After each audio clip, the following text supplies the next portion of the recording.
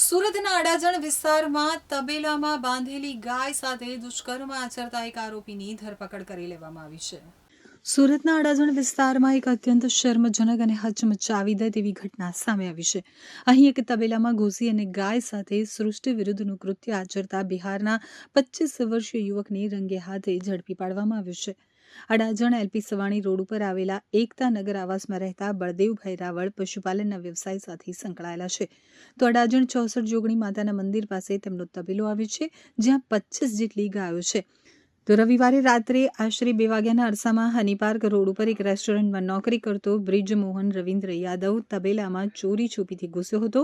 તબેલાની બાજુમાં રહેતા પ્રભુભાઈ તેલીએ આશંકાસ્પદ હલચલ જોઈ જતા તાત્કાલિક માલિક બળદેવભાઈને ફોન કર્યો હતો. બળદેવભાઈ અન્ય એક યુવક સાથે સ્થળ ઉપર પહોંચ્યા ત્યારે તેઓ દ્રશ્ય જોઈ અને ચોંકી ગયા. બ્રિજમોહન એક ગાયના પાછળના પગ દોરડાથી બાંધી અને તેની સાથે દુષ્કર્મ આચરી રહ્યો હતો. માલિકને જોતા જ આરોપી બ્રિજમોહન ત્યાંથી અંધારામાં ભાગવા લાગ્યો હતો. બળદેવભાઈ અને તેમના સાથીએ મોપેડ ઉપર તેનો પીછો કર્યો અને આ દરમિયાન પેટ્રોલિંગમાં રહેલી પીસીઆર વાન દેખાતા તેમણે પોલીસની મદદ માટે બૂમ પાડી હતી. પોલીસે સમય સૂચકતા વાપરી પીછો કર્યો અને જલારામ ખમણ હાઉસ પાસે આવેલા એક ગેરેજ પાસેથી આરોપીને કોર્ડન કરી અને પકડી પાડ્યો હતો.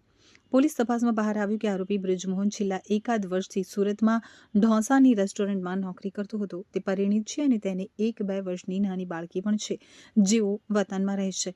પત્નીથી દૂર રહેતા આ યુવકની વિકૃત માનસિકતાએ ગાય જેવા અબોલ પશુને પણ નિશાન બનાવ્યું હતું.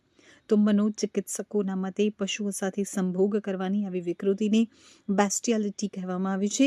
આ એક પ્રકારની ગંભીર માનસિક બીમારી છે, જેમાં વ્યક્તિ માનસિક રીતે મેચ્યોર હોતી નથી અને તેની હવસ સંતોષવા માટે પશુઓનો સહારો લે છે.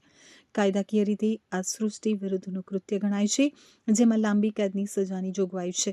તો અડાજણ પોલીસે આરોપી વિરુદ્ધ પશુ પ્રત્યેની ક્રૂરતા અને સૃષ્ટિ વિરુદ્ધના કૃત્ય હેઠળ ગુનો નોંધી કાયદેસરની કાર્યવાહી હાથ ધરી છે.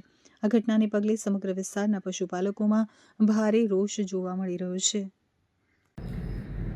ભારતીય ગૌરક્ષામાં જ ધર્મેશ ગામી માણસ કેટલો હલકો બની ગયો છે એનો વરવો નમૂનો આજે અડાજણ પોલીસ સ્ટેશન વિસ્તારમાં બન્યો છે. એક ગાય સાથે દુષ્કર્મ કરી રહ્યો છે, જેને આપણે ગૌ માતા કહીએ છીએ.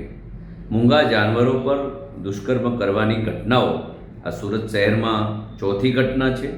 આ ખૂબ દુઃખનો વિષય છે કે સુરતના લોકો જે આટલું નામ કમાઈ રહ્યા છે, સુરત શહેરનું જે નામ છે એને ક્યાંક ને ક્યાંક કલંકિત કરી રહ્યા છે. આવી ઘટના ન જ બનવી જોઈએ અને પ્રાણીઓ સાથે દુષ્કર્મની ઘટના એને હું વખોડું છું. અને પોલીસે જે કામગીરી કરી છે ને ફરિયાદીને બંનેને ધન્યવાદ કે આવા હરામી તત્વોને કડકમાં કડક સજા થાય અને જે રીતનું એક માનવજાતને નુકસાન કરી રહ્યા છે, એક માનવતાને શર્મસાર કરી રહ્યા છે, એ ખરેખર દુઃખની બાબત છે. આવા રાક્ષસોને જીવવાનો કોઈ અધિકાર નથી અને આવા લોકોને ફાંસીના માચડે ચડાવવા જોઈએ કે ગાય સાથે કે બીજા અન્ય જાનવરો સાથે દુષ્કર્મો કરવા એ બિલકુલ યોગ્ય નથી.